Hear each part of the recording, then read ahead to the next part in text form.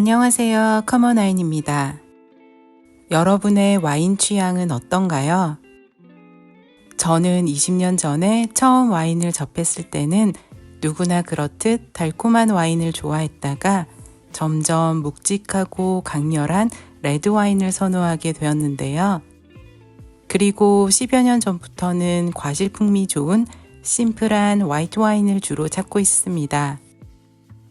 이처럼 개인의 와인 취향뿐 아니라 한 사회의 소비자 취향 역시 끊임없이 변하죠. 영국의 와인 수입 업체 리버티 와인즈에서 2019년도부터 2023년 여름까지의 프리미엄 와인의 현황을 비교 분석했습니다. 그 결과 2023년까지 판매량이 증가한 유일한 와인 스타일은 로제 와인이었다고 하네요. 레드 와인과 화이트 와인은 판매량은 줄었지만 소비자가 지불하는 가격은 2019년보다 증가했다고 합니다. 평균 구매 가격은 2019년 이후 각각 약 20%씩 증가했네요. 그리고 점점 더 다양한 품종을 시도하는 추세인데요. 리슬링, 세미용, 비오니에, 그리너 벨트리너, 네비올로, 꼬르비나, 바르베라 등의 와인은 2019년 이후에 크게 성장했습니다. 특히 가메가 2019년 대비 판매량이 35% 증가한 반면 메를로, 시라, 카베르네 소비뇽, 템프라뇨 등은 시장 점유율을 잃었습니다. 이를 통해 소비자들은 무겁거나 알코올 도수가 높은 레드 와인을 피하고 부드럽고 가벼운 스타일을 선호하고 있음을 보여준다고 합니다. 또한 팬데믹 이후 비노누아의 판매량은 감소했지만 이는 평균 가격이 2019년 이후 28%나 증가했기 때문으로 판단하네요. 최근 증류주에 대한 인기가 높아지고 있습니다. 높은 도수의 짜릿한 맛 그대로 즐기기도 하지만 취향에 따라 칵테일을 만드는 베이스 주류로 이용하기도 하죠. 와인 또는 포도를 사용한 증류주도 물론 있습니다. ODV라는 단어를 들어보셨나요? 생명의 물이라는 멋진 의미를 가진 증류를 통해 얻어지는 스피릿 주류를 부르는 단어입니다. 이는 처음에 와인을 증류해 만든 알코올 도수 70도 이하의 술을 지칭했으나 이후 모든 종류의 발효액을 원료로 한 모든 종류의 증류주를 통칭하게 되었습니다. 대표적인 오드비로 브랜디가 있습니다. 프랑스의 꼬냑과 아르마냑 등 와인을 증류한 후 보통 오크통에 숙성한 값비싼 술이죠. 브랜디라는 이름은 탄 포도주를 의미하는 네덜란드어에서 유래했습니다. 하지만 와인 외에 다른 과일로 만든 술을 증류한 제품도 브랜디라고 부르는데요. 예를 들어 독일, 스위스, 프랑스 알자스 지방의 버치 브랜디인 키르슈, 프랑스 북부의 노르망디 지역에서 생산하는 사과주 브랜디인 깔바도스, 그리고 발칸 반도 국가에서 즐겨 마시는 자두 브랜디인 슬리보비츠 등이 있죠.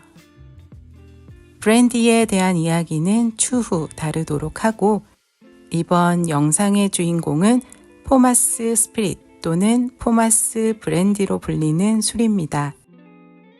포마스 브랜디는 포도를 압착하여 와인을 만든 후 남은 찌꺼기를 증류해서 만듭니다. 프랑스의 마르크와 이탈리아의 그라파가 가장 유명하며 칠레와 페루의 피스코, 터키의 라키, 그리스의 치프로, 조지아의 차차 등 와인을 생산하는 곳에서는 포마스 브랜디가 많이 만들어집니다. 대부분 무색 무향의 스타일로 생산되지만 오크통에 숙성되거나 허브 또는 약재를 첨가하여 다양하게 만들어지기도 하죠. 마르크를 생산하는 프랑스의 대표적인 아펠라시옹 3개만 알아볼게요. 마르크 드 부르고뉴는 최소 알코올 함량은 40도이며 알리고떼, 샤르도네, 갸메, 피노누아, 피노그리, 피노블랑 등 다양한 포도로 생산됩니다. 오크 배럴이나 대용통에서 최소 2년 숙성되어야 하며 3년 이상 숙성 시 비유, 6년 이상 숙성 시 트레 비유, 그리고 10년 이상 숙성하면 오흐다주로 분류됩니다. 마르크 달자스는 프랑스 북동부의 알자스 와인 지역에서 생산되며 강렬한 향을 가진 게뷸르츠트라미너 포도의 포마스로만 만들어지고 레이블에도 이 품종에 대해 명시합니다. 최종 제품은 최소 45도의 알코올을 가져야 하며 출시 전 최소 3개월 동안 숙성되어야 합니다. 그리고 마르크 샹프노아에 사용되는 품종은 당연히 샴페인 와인을 생산하는 피노누아, 피노메니에, 샤르도네이고 최소 알코올 함량은 40도입니다.